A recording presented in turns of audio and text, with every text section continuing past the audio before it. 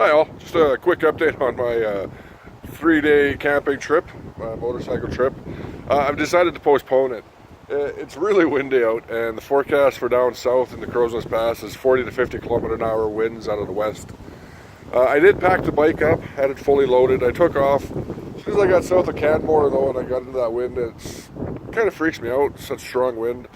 And it's just going to get stronger the further south.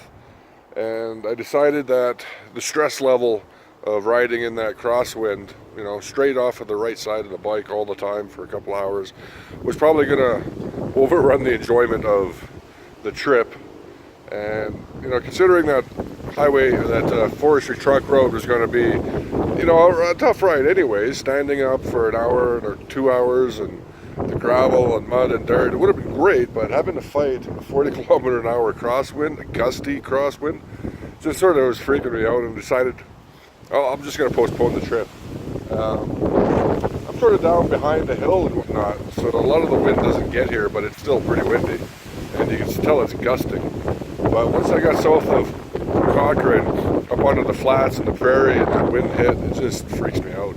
So I decided just it wasn't really going to be worth it, that the enjoyment factor was going to be overshadowed by just the stress of riding against the crosswind like that. So, you know, that happens. I've only been riding a year, and wind still freaks me out a lot. You know, rain and stuff like that doesn't bother me. I've gotten really used to that, but strong and gusty crosswinds just freak me out like nobody's business. I'm going to postpone this for at least 2 weeks. I can't go next weekend. It's the Canadian Formula One Grand Prix next weekend, and I'm not going to miss that.